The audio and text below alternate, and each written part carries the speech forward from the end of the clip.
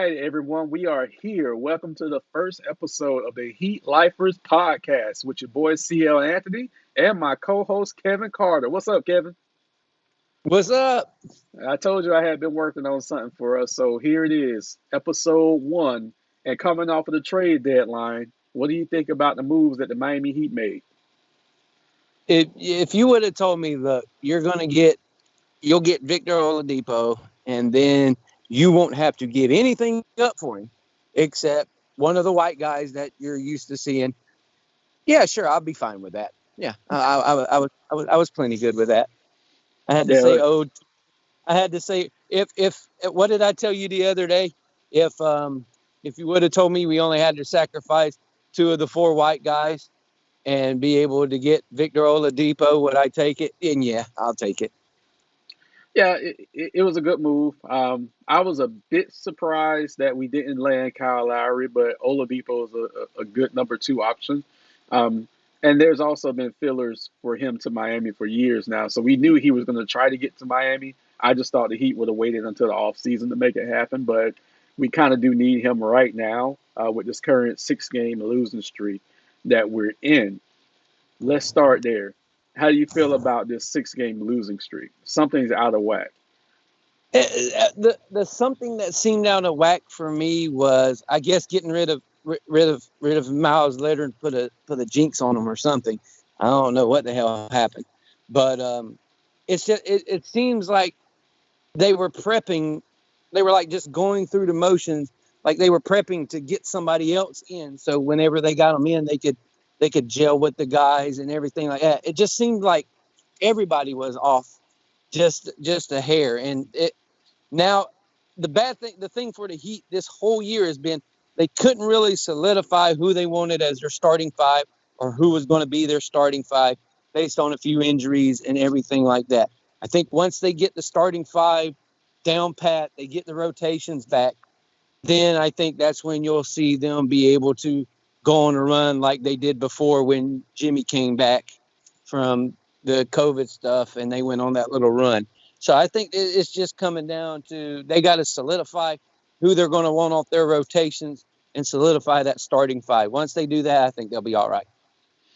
Yeah, I totally agree with that. Also, one thing that stands out to me, and I might need you to go down there and hit an open shot, is our 3-point percentage is horrible. Last I checked, we were 28th in the NBA. Last year in the bubble, we were second. So the 3-point shot hasn't been falling for us at all. And that falls on more so Duncan Robinson, Tyler Hero, and Kendrick Nunn. Give me your thoughts on us keeping Duncan Robinson at the trade deadline. No,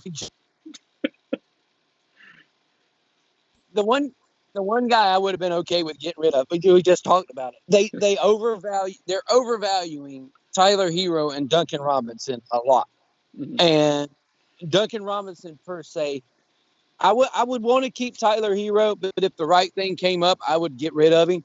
But Duncan Robinson, I just think they just overvalue him way too much for the only thing that guy can do is stand still and shoot a 3-pointer. Like he's not going to make his own shot.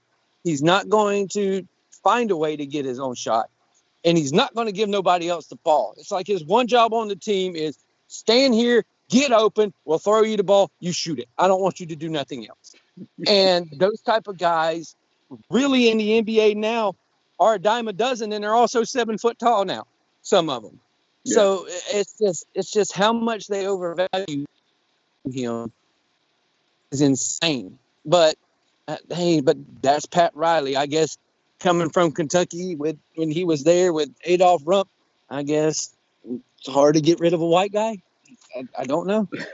Well, I saw some of Pat Riley's news conference from the other night, and he said that Duncan is expanding his game a little bit, and he kind of I haven't is. seen. He kind I, of I is. I I don't see it. You don't Like see it yet. I do not know. All I see is him doing the same thing. And then if he tries to come off the dribble and do something, I know he dunked one game, so everybody freaked out. But him him trying to do that dribble drive or the dribble and then step back, that's not his game. Mhm. And you don't just develop it overnight. It takes years to be able to do this kind of stuff. And if he couldn't already do it by now or have a sense that he could do it by now, he's not going to be able to do it. So let's stop trying to hope that he ups his game a little bit more, because what you see now is what you're going to get from Duncan Robinson. That's just me. That's just me. That's just me knowing that I had limitations when I played basketball, and I know once I got to a certain point, that's where I was stopping. And I just see that he has reached that certain spot that he's going to get to, and now he's just going to stop. We'll see how the rest of the season plays out. I think we have about 27 or 28 games. I Boy, but think making some damn 3-pointers. I know that much. Shit. Yeah, I think Duncan has been a bit distracted. He started a podcast actually this season, and I think he's been a bit distracted with some off the court things. So I need him dialed back in like he was in the bubble. I'm a huge fan of Duncan Robinson. If he can get us 4 to 5 threes a game, we're good. 2 to 3 threes are not going to cut it. But if he can get No. us 4 to 5 a game, then we're good because that kind of stretches the floor. So, but now with Oladipo coming in, we know Oladipo is a great two-way player. He can knock down an open shot. He can slash to the basket. He can create free throws for himself. What do you think his biggest impact will be playing alongside of Jimmy Butler? His his biggest impact playing along Jimmy will be more on, because as we're talking about is going to open things up for Bam more than it will anybody, because Jimmy's still going to do Jimmy things. Jimmy's still going to go slash his way to the basket. We got two of those guys now. We Right. got two of those guys that are able to do that same exact thing. Both of them can go get their own shot at any time. Both of them can draw the fouls and go to the free throw line. It's going, with Oladipo being there and being able to play the point a little bit, it's going to open up more stuff for Bam. And Bam's the one I'm most excited for with the addition of Oladipo than anybody else, Mhm. besides just having Victor there. It'll be cool to see how Bam develops a little bit more and is able to get some better looks and some more open shots for Bam, who's quietly developed that mid-range jumper to where he's going to be dangerous. Oh yeah, yeah. It's almost becoming a thing of beauty, and it reminds me of UD when he used to hit his. Oh, Um, but UD was able to do that all through his career. It's mhm. like Bam all of a sudden went, oh, okay, I just don't have to be this guy to be the physical dominant force inside. I can pull the guys out and knock this down. UD was doing that for damn decades. Right, right. UD It, was it- doing it's that. it's a beautiful shot. It's so high arching though; it scares me sometimes, but it's a beautiful shot. It's Another thing. pretty the way he shoots it. It's like they go to practice and they do the one where they held up the broom, Oh and yeah, you're holding up a broom against a 6'10" dude, and he's shooting over the broom, so it looks like it's about a rainbow, and it mhm. just falls right in. He's developed it so well. I'm just happy for him. Yeah. Another thing I like about Victor Oladipo is that he's a very underrated rebounder. So that's another thing he Yeah. can bring to the equation. I just saw Cortez's text. Did you see it? I'm gonna kill him.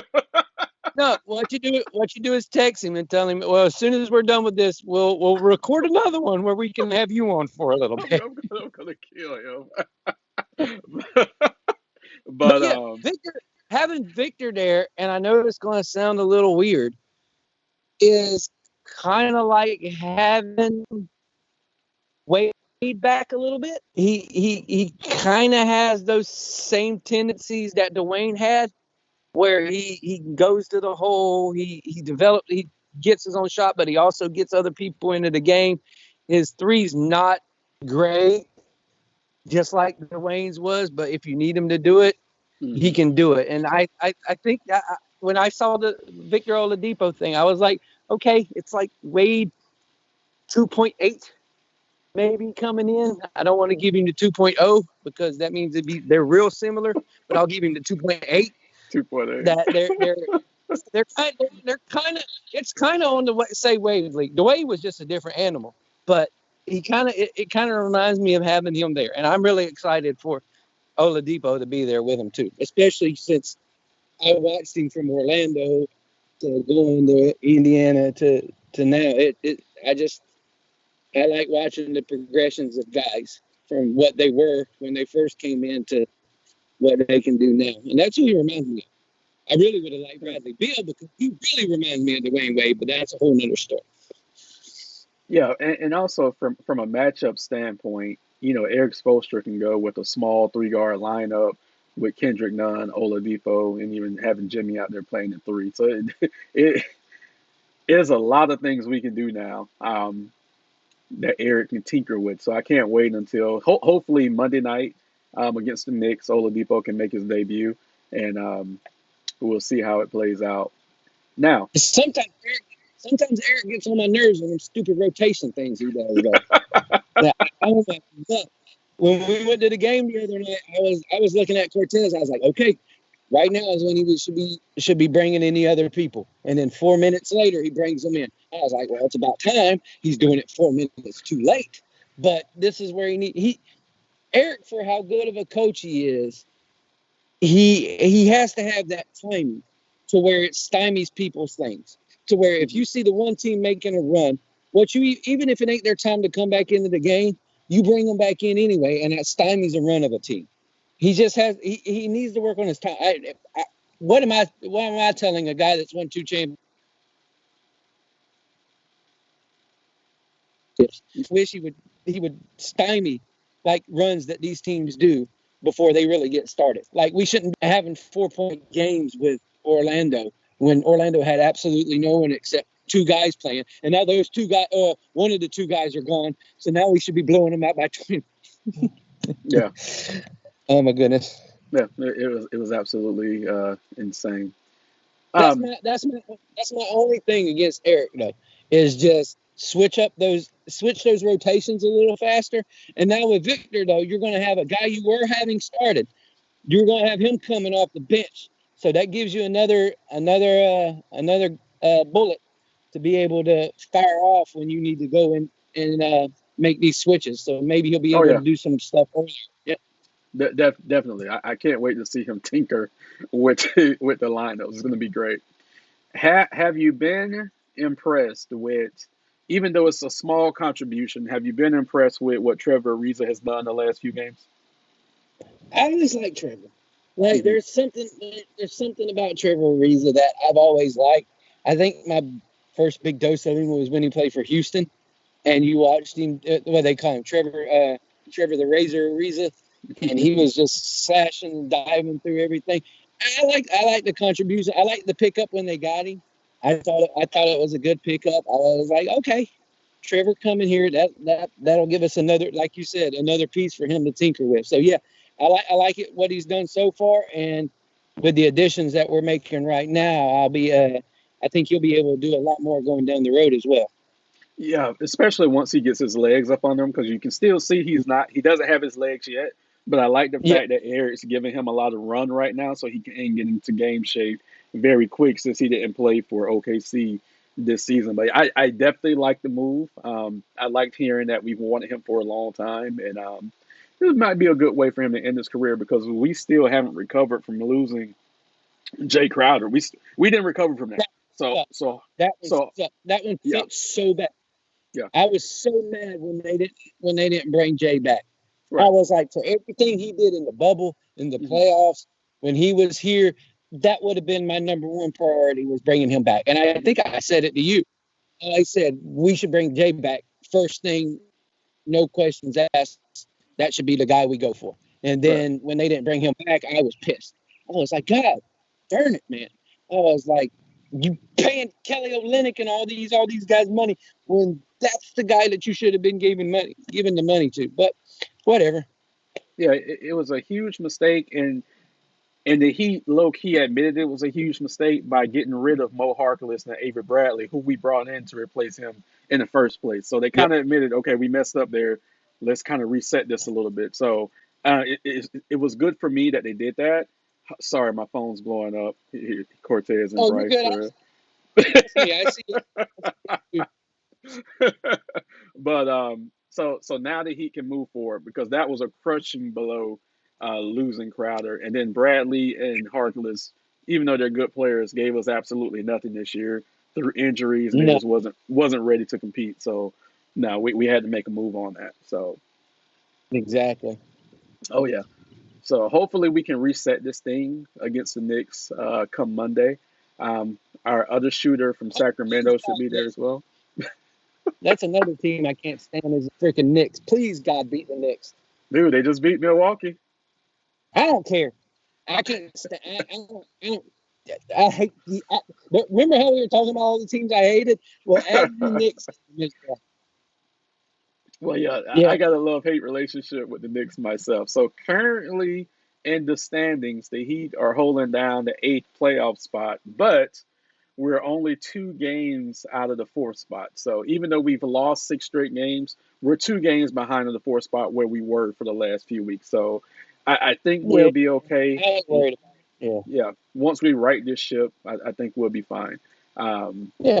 Once we get everybody adjusted and you get everybody in and you figure out the rotations, I don't see.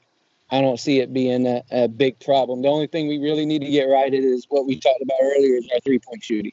We need to right. get that back in. When our leading 3-point shooter is gone now, and percentage wise, he's out.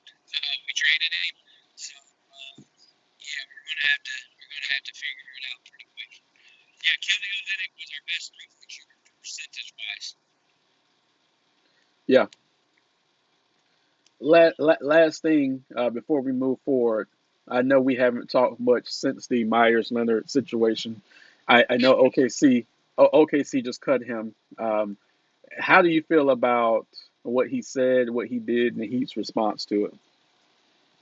He responded the right way by getting rid of him as soon as they could. As soon as they found the availability to get rid of him, they could. They released a statement that they should have at the right time, so that was good for them as well. But he's just, you know, everything you're doing is getting recorded, especially if you're on a Twitch stream. Watch your dang mouth. Like, just watch what you say. Everything now is being recorded. Everything that, even if you don't think you're being recorded, guess what? You're being recorded. Just live your life to think you're being recorded at all times. And especially if you're a pro athlete. Just watch what you say. Stop saying stupid crap. And if you say it, own up to it as soon as you say it.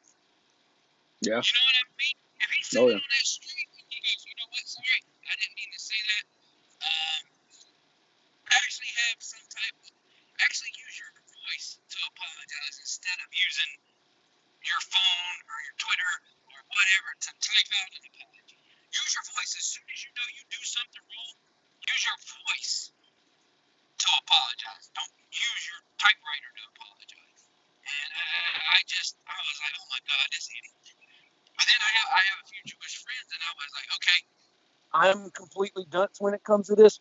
What does that mean? And they said it's the N word for Jewish people. I said, enough said. He's an idiot. Dude, I had never me and Bryce discussed it when it went down on a couple of podcasts ago. I had never heard of the word, so I didn't know what it I meant. heard So I it in a movie. that's what Bryce said. Yeah. Yeah, I heard it in a movie once. I think it was in Inglorious Bastards, but Okay. I can't remember. But I think I heard it once in a movie, but I Mhm. still did not know what it means. So I had to get educated on what it meant. And then Mhm. my buddy told me what it meant, and I said, yeah, he needed to be whoop. Yeah. Yeah, that's definitely what it is. Yeah, he needs to be gone till November Oh yeah. Well, yeah. or He's gonna be out. December. Of, Gone. yeah. Yeah. He's gonna be out of the league right now. So He we're can we're play basketball no. Yeah. so we're gonna wrap it up this week. Thank you for joining us for the first episode of the Heat Lifers podcast. We're gonna do these as often as we can to support Heat Nation. Thank you guys. Thank you, Kevin. whenever whenever I can wake up this early. Yeah.